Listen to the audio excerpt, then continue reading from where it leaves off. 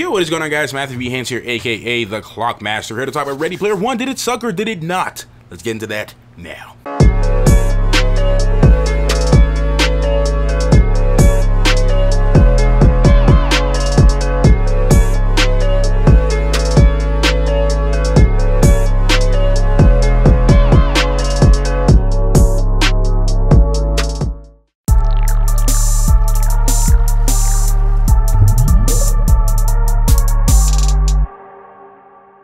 So guys, just got back from Ready Player One, and to answer the question in short, did Ready Player One suck?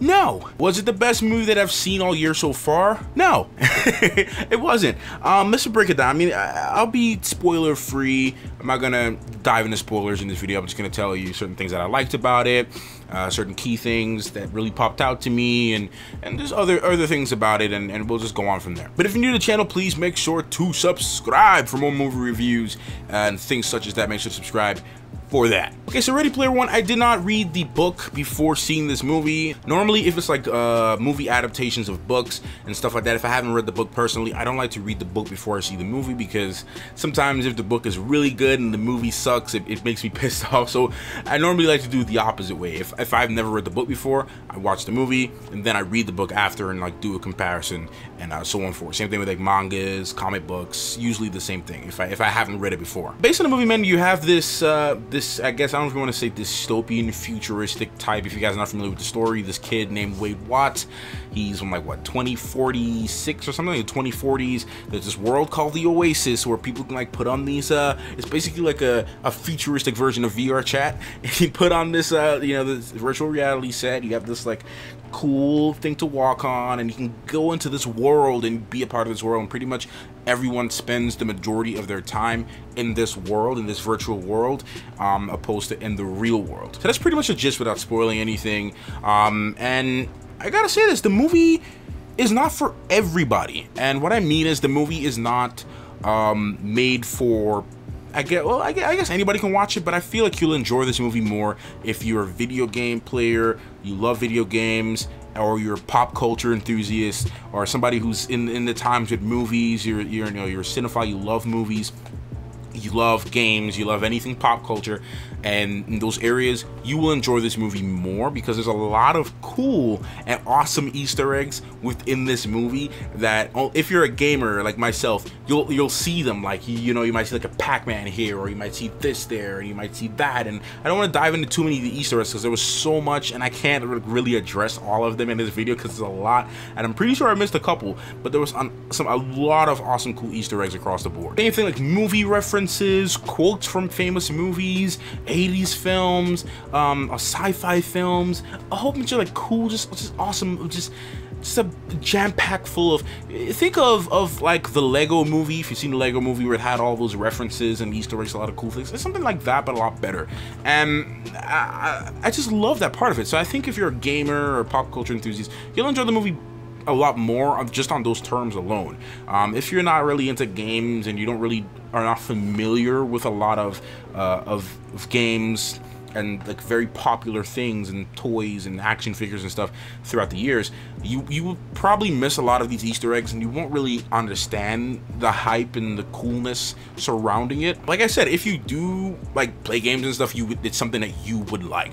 Now, coming from a film perspective too, so I will, besides, before we go to that, that's one of the main things that I just loved about this movie, was just seeing these different adaptations and just these different cool references and Easter eggs. It's probably one of the best parts of this movie. Now, the story is not, I wouldn't say a completely original story. It's not too crazy.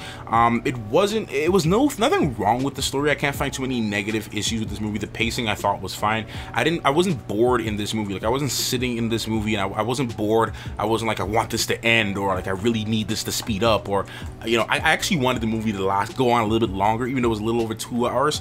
I actually wanted it to go on longer just because I liked it so much. But I thought overall everything flowed very, very well. The soundtrack, the score, all the musical choices from the 80s, and like everything mixed in with this movie was just amazing. So the CGI wasn't that bad. I didn't have an issue with it. I actually felt that a lot of the CGI scenes and a lot of the 3D modeling and the mocap, because I'm pretty sure there's a lot of mocap and there's a lot of motion capture in this movie.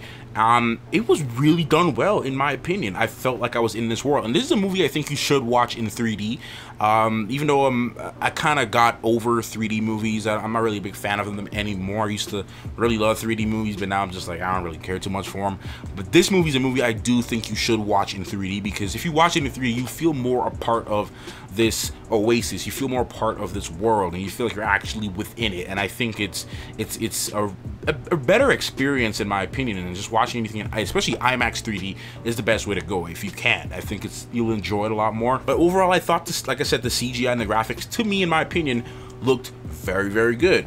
And like I said, a lot of the acting was pretty alright as well. I mean, overall, I didn't have any major issues with this film at all. There's nothing too much for me to gripe on, or for me to really talk about negatives. I mean, there was a few corny jokes here or there that didn't really work, or it kind of just went over the head. It didn't really pass. It just kind of like passed through.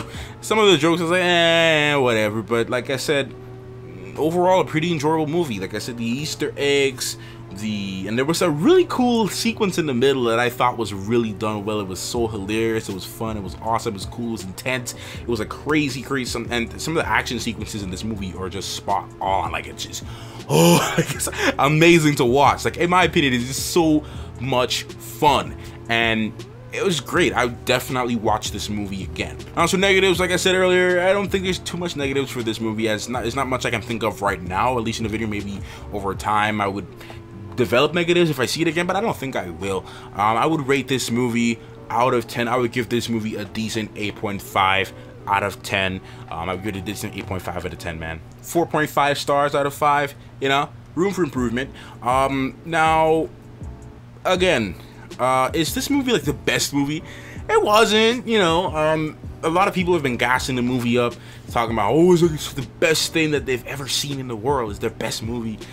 Like in their top 10 of 2018, and I guess, you know, everybody's personal opinion, you know, varies. So if for you think it's the best movie you've seen this year, then by all means, that's fine. Like, for me, definitely, it's not in my top 5, but it's definitely in my top 10 for sure. Maybe it could be bordering top 5, maybe, because like I said, I enjoyed everything in this movie, really. So that's it for the short review, guys. Nothing too in detail without me spoiling anything. I just want to give you a general feel as to how I felt about the movie. Just my general thoughts. It wasn't too super deep with the explanation, like I said, like dealing with like cinematography and directing and all that kind of stuff. Steven Spielberg, I think he did okay. I think he did a great job. The movie, like I said, the pacing, everything was good with it. Nothing was wrong. In my opinion, I didn't see anything wrong with it. So that's just all I gotta say about this movie, guys. Go watch it this weekend if you can. I think you'll have a great time. There was one, if you guys are concerned about like dialogue, like as far as like the you know, cursing or anything like that, it has like one major F-bomb. I'm not gonna tell you where. It has like one major F-bomb. So if you're concerned about that, let's go. The movie is PG-13. So if you want to take your teen, you want to take your 13-year-olds, your 12-year-olds, your kids, I think you can. You know, just be aware there is like one major F-bomb in the movie. That surprised me that they added it there, but there's like one major F-bomb. So if you're concerned about the language and stuff like that, that's something to think about. But other than that, I think anybody can pretty much enjoy this movie. I think it'll just be a fun ride. All right, guys, thank you so much for watching this video. I will see you guys in the next one. Clockmaster out.